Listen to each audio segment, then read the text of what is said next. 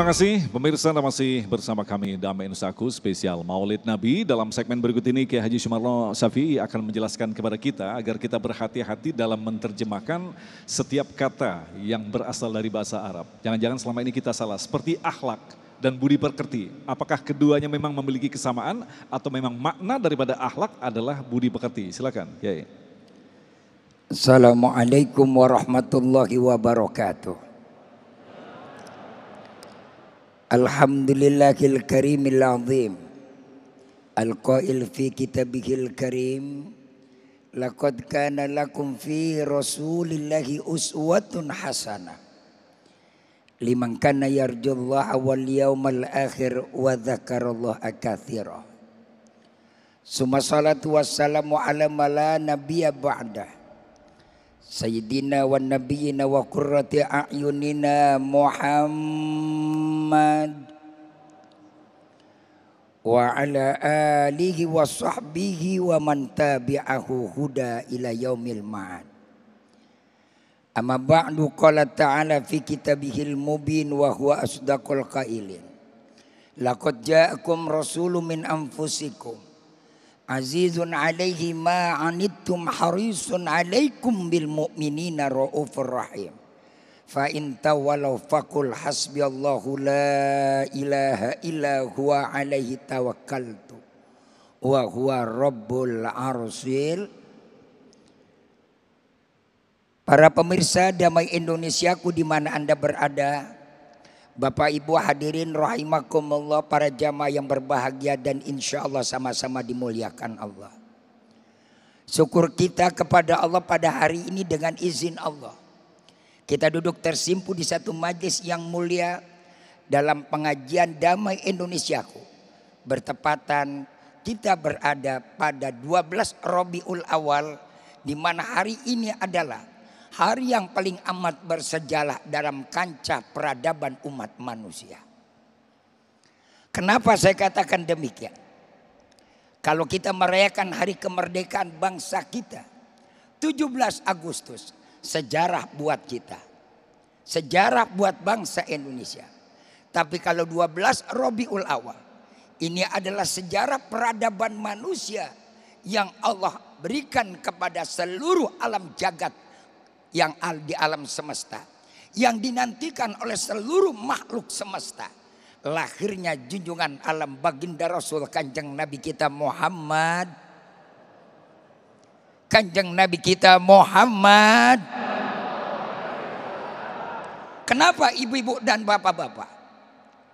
Allah jelaskan dalam Al-Quran, ketika peradaban kehidupan manusia sebelum dilahirkan Nabi, semua banyak orang berbicara dalam kancah sejarah apa yang terjadi.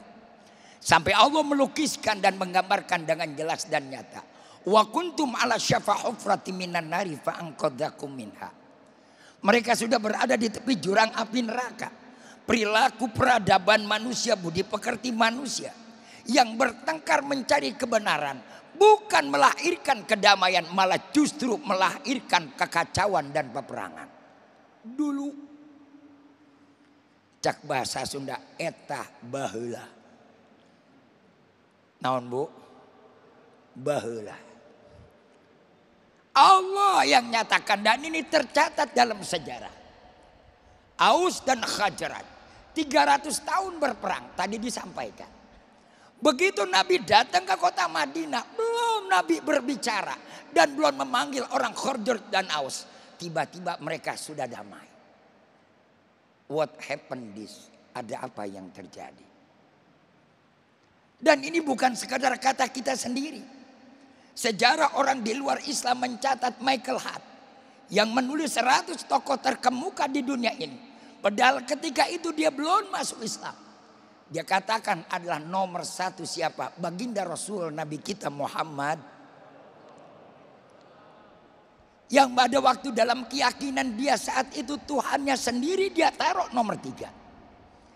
Ada apa gerangan saudara hadirin rahimakumullah? Dan kenapa bisa demikian? Inilah yang kita peringati hari lahirnya. Sampai-sampai Allah pun memuji dalam Al-Quran. Innallaha wa malaikatahu yusholluna 'alan nabi Ya ayyuhalladzina amanu sallu alaihi wasallimu taslima. Nabi datang bukan bawa harta. Nabi datang bukan bawa materi. Nabi datang bukan yang namanya bawa kekuasaan. Nabi datang bukan bawa dengan kedudukan. Tapi Nabi diutus oleh Allah. Innama bu'istu li utammima makarimal akhlak. Nabi diutus bawa akhlak. Bawa akhlak. Akhlak lebih luas daripada budaya. Akhlak lebih luas daripada budi pekerti. Budi pekerti kita di negara Indonesia yang bersuku bangsa tidak bakal sama. Kulo nuwun kata orang Jawa. Punten kata orang Sunda. Tapi begitu Islam datang disatukan semua. Dengan apa? Ucapan yang paling mesra dan indah. Tidak membedakan satu dengan yang lainnya. Dari bangsa manapun, dari ujung sana. Minal masyriq ilal maghrib. Dengan satu untai kata. Bukan good morning, bukan good afternoon, bukan good night. Tapi melalui kalimat ucapan yang hebat. Assalamualaikum warahmatullahi. Hebat apa hebat? Hebat apa hebat? Kalau kita udah salam Pak, ada nggak bedanya orang Jawa sama orang Sunda? Kalau kita udah ngucapin salam, ada nggak bedanya orang Indonesia sama orang Afrika? Ada nggak bedanya orang Indonesia dengan orang Amerika? Adakah bedanya orang Indonesia dengan orang Australia? Inilah nilai globalnya akhlak. Jadi akhlak lebih luas. Nah kalau kita bicara akhlak Nabi dari mana Pak? Baca Al-Quran 6.666 ayat. 114 surat. 30 juz, itulah akhlak baginda Rasul Kanjeng Nabi kita Muhammad. Bicara akhlak Nabi Al-Quran. Kalau saya ungkapin semua isi Al-Quran yang 6.666 ayat dengan berbagai penafsiran ahli-ahli tafsir, nggak cukup dengan waktu 8 menit. Minimal ngajinya kudu 6.666 hari. Betul apa betul? Saya singkat. Bagaimana Pak akhlaknya Rasul? Al-Quran sumbernya adalah Fatihah. Maka sumber daripada yang akhlak Nabi, lihat dicerminkan dalam Al-Fatihah. Bagaimana Pak Al-Fatihah? Yang pertama, Bismillahirrahmanirrahim. Manusia dalam hidup di alam dunia ini Nabi mencontohkan. Nabi enggak pernah bersandar kepada apapun. Walaupun dia keturunan dari bangsawan, tapi Nabi enggak pernah yang namanya membanggakan keturunan. Bu, kita ini kan mentang-mentang keturunan A, pengennya mau A mulu. Betul apa betul? Iya apa iya? Biar bapak ente presiden, belum tentu ente jadi presiden. Benar apa benar? Iya apa iya? Bukan itu, Nabi sendiri yang mencontohkan. Makanya kita tahu diri. Apa tahu dirinya? Yang pertama adalah sandar dulu kepada Allah. Lihat akhlak Nabi bisa mulia. Bangsa jin bisa yang namanya masuk Islam. Kenapa? Karena Nabi punya kekuatan keyakinan sandarannya. Bukan Nabi dengan sandaran kepada harta. Nabi bukan bersandar kepada materi. Nabi bukan bersandar kepada kekuasaan. Makanya Nabi bersandar kepada Allah. Rasul nggak pernah ada arogansi dalam perilakunya. Insya Allah kita lanjutkan nanti Tanah Jawa. Mas Agung sudah berdiri. Ini kode. Baik, terima kasih Kiai, dan tentunya insya Allah di segmentasi tanya jawab nanti kita akan semakin mendapatkan pemahaman tentang sosok agung Nabi Muhammad SAW. Untuk itu terlebih dahulu kita akan buka kesempatan kepada penanya pertama yang akan disampaikan oleh Bapak Salahuddin. Silakan Pak Salahuddin.